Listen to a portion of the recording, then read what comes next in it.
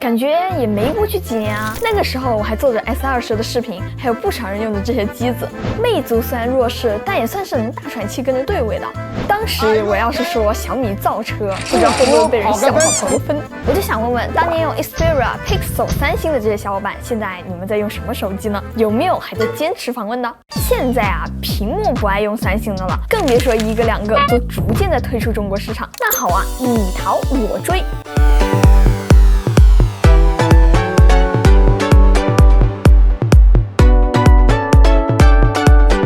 我们就来看看这些在国内苟延残喘，或者是压根儿在国内就不卖的国际主流旗舰到底菜不菜，还有没有什么东西值得我们来学习学习的？来，第一台我们先看老熟人三星。不过这一次呢，我买了一台港版的，顺便来看一下它在境外的生态是啥样的。首先我要校准一下大家被惯坏的脑子。你别看三星在国产机面前吃不到一点好处，充电慢、耗电快、调度怂、发热大，但在国际市场上，那它肯定是能大声说话的。你看他们的对手 Xperia、Pixel、Nothing、Moto， 一个能打的都没有。还有谁？三星的屏幕和特挑版 CPU 更是降维打击。不知道有没有人注意到，三星这个前置摄像头挖孔真的特别小，还蛮可爱的。抗反射屏幕也是仅此一家。不过有些人24U 的涂层竟然会脱落，再贴个膜吧，原本它这个抗反射就没用了，一根筋两头堵啊！对了，教大家怎么拍那个三星销售常用视频哈。你看，只要把手机埋进去，盖住边框，这么一盖，啥手机都分不出来啦。你看是吧？系统拉的差距甚至更大，能挤到国产 UI 的牌桌上的都是狠货了。你不想要的，可是人家抢着要的。看到国产手机的某某建议，觉得很没有用，不妨看一下三星。早上好，下午好，晚上好，然后一天结束了。不过这些境外手机预装是真少啊，难道他们不需要赚广告费的吗？对了，有些手机这精品应用本身也是个应用，你礼貌吗？不得不说，其实在全球市场里面，One UI 相比于一堆类原生，精致感高了一个级别。One UI 不但有完整的图标适配，还有全套完整的第一方软件。你以为国产机大家都有，所以很正常吗？你看其他 Gemini 和 Play 商店一装 ，AI 和应用市场都有啦，手机也可以卖啦，把它们杀死。图标一堆白框也不管的，所以你甚至能看到这样的名场面。明明这是4个不同品牌的手机，但是你看它长按这个小横条出来的动画几乎一模一样，它连这个框选的动画也一模一样。好家伙，要是国产厂商接入百度 AI， 然后就说自己有 AI 能力，是不是会被喷烂呢？我们不生产 AI， 我们只是 AI 的搬运工。相册的 AI 真的是给我整笑了，我试着把猫猫挪了一下。不是，你甚至都不加个影子的吗？还有更无语的，这个 AI 编辑里面的橡皮擦是真正的 AI 橡皮擦，在编辑里面还有一个橡皮擦，这个橡皮擦就不是 AI 生成的了，效果完全不在一个位面上。如果要学点什么的话，可以学在看不见的地方也对调。三星、苹果两家旗舰，在一些外围硬件的用料也是非常旗舰的，就比如说外放。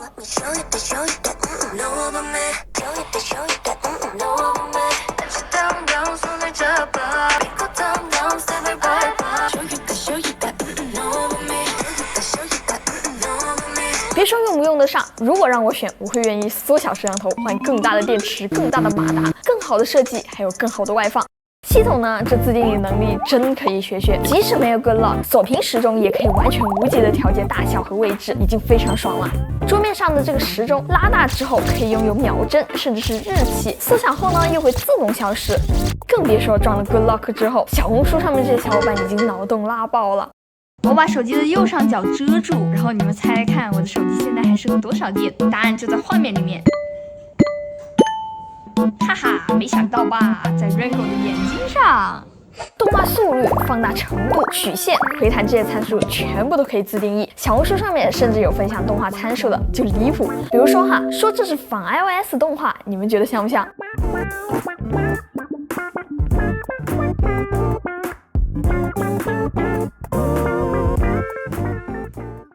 左手富士超参数，右手三星超动画，有没有人再搞几个模仿鸿蒙动画的？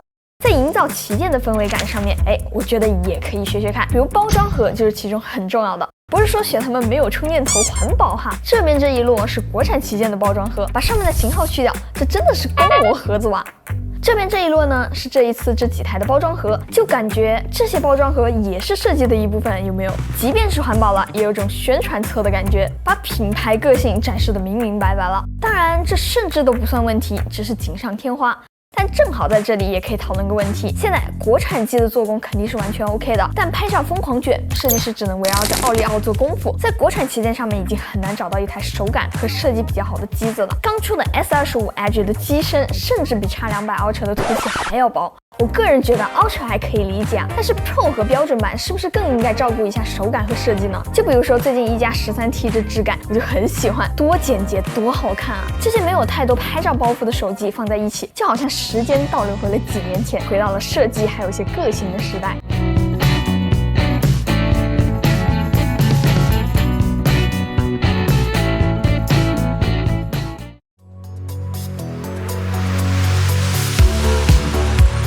谷歌亲儿子好不好用先不说，但这名字是真抽象啊 ！Pro 就算了，还加大嘛？我已经很多年没有用过 Pixel 了，上一次还在把玩 Pixel 5，那个轻薄的机身、有特色又有手感的背板和完全不匹配体型的拍照，给我留下了不小的震撼。现在重新拿到 Pixel， 有种路特斯车主看到新款路特斯的感觉。不是，这重量怎么这样啊？虽然大了重了 ，Tensor 芯片的性能肯定不行，但摄像头也已经全体升级了，想必该很大区别了吧？结果拍照居然还是原地踏步，白平衡是准不了一点，色彩表现也远远称不上优秀，甚至锐化痕迹也挺明显的。即使是拉出4年前的中端机 Pixel 5，看起来也毫不落下风啊。与其说 Pixel 的拍照值得学习，体验才是它的长项。老早的时候 Pixel 就已经有了 ZSL 零延迟抓拍了，掏出来就拍猫猫，打哈欠的，梯子上面跳起来的，跑步的，基本上都是根根分明，处理速度基本上是秒出。而国产机呢，直到近1年才开始跟进抓拍的体验，处理速度反而还倒车了。比如说X200U 这代确实支持 Live 了，但是拍张 Live 图点开微信，足足要刷新10秒左右才能加载完整。可以继续再拆下来看一下，可以再检查一下。或许需要在效果和速度之间取个平衡。里面其他的小功能也真的挺有意思的，有没有喜欢用后置摄像头拍照的小伙伴？打开这个引导路径呢，它就会有微微的震动去指引你拍照。稳住，一张面孔向左上方移动手机，稳住。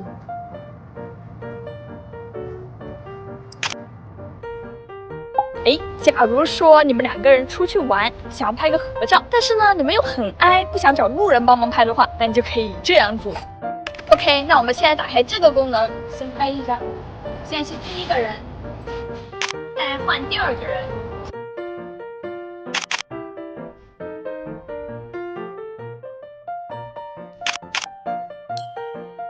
系统的很多小功能也真的是用心思考的，建议直接照搬。比如说人脸识别成功了，还是可以点击指纹的位置解锁。如果拿出 OV， 你看哈，人脸识别成功之后呢，指纹就消失了，只能上滑进入。这就会有个问题了，如果人脸识别不了，上滑进不去；如果人脸识别了，点击又进不去了，非常没有逻辑。一样觉得很烦的小伙伴可以对号入座一下哦。Pixel 自带的音乐识别也真的很底层。即使是锁屏放在桌上，旁边放个音乐，完全不需要解锁，就直接会识别出来显示在锁屏上。更离谱的来了，就算你当时没有管，这里也有整个历史记录，手翻一翻，你就能翻到一整天录过的所有音乐，好爽的痒点。原相册可以开压缩模式，如果超过 1080p 的视频，就会压缩成 1080p， 大小瞬间就会小很多。这样，即便是我开的云空间比较小，起码也能存个图。如果有这个功能，你开不开呢？互传这玩意儿，虽然国产起步确实更早，谷歌呢在24年才和三星合作，融合成现在的快速分享，但人家这兼容性是真该学习学习。手机高于安卓 6.0 的，更新一下谷歌服务就可以支持 ，Windows 装个软件也能支持，还不锁10分钟。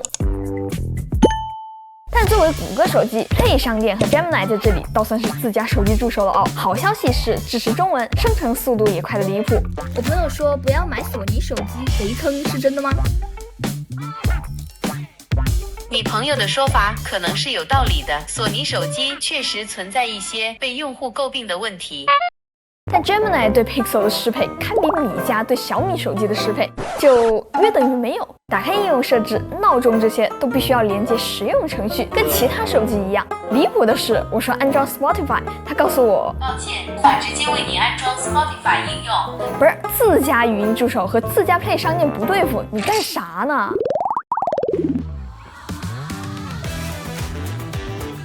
索尼造手机嘛，一直有一种任性的美。别人造手机都是每一代看看用户喜欢啥，下一代我们改一改。索尼好家伙，非要在手机上面搞光学变焦，整个光学素质完全大清光学。我看到个评论啊，描述的很拳拳到肉啊。但我私自觉得之前的几代 Xperia， 我觉得都是很有追求和坚持的。21:9和4K 直屏还不打孔，摄影大师和视频大师拍照界面真的很帅。难用吗？索尼相机也没好用到哪儿去。但这代咱们这期本来是想学习点什么的，但架不住你索尼 Mark 6把21:9 4K 屏、摄影大师、视频大师全都弄丢了。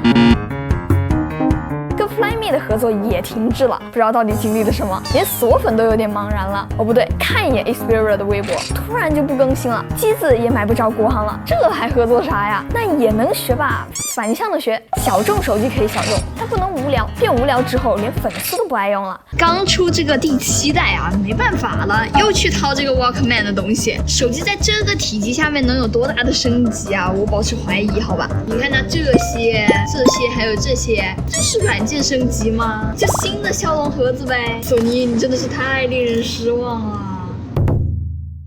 看看自带软件，果然又是一套谷歌。哎，对了，我想过个问题啊，为什么国产机还没有占领全世界？本来以为国内的生态无法出海会有点麻烦，但看看在座的各位，哪个不是蹭谷歌爸爸的服务 OK Google， 有乜嘢可以幫到你？国外手机在国内的体验远远不及国产机，国内手机在国外的使用体验看起来也完全不会逊于这些机器啊！难道说出海面临的问题仅仅是刻板印象和政策限制吗？哎，要不这样吧，我出国去买几台当地的中国手机试试看，到底国外买到的国产手机和咱们手上的国产手机有多大的不同？想看的记得3连关注哦！还是来看看下一台吧，这一台是真的挺有意思的，它就是摩托罗拉。Hello Moto， 默认铃声还真是这个，初音未来的水势。前几年的时候，感觉摩托罗拉都快要断气了，但现在如果看全球市场，2024年活的甚至有点滋润，北美市场份额12%，排在第3，在国内的声音感觉也越来越大了，凭啥呢？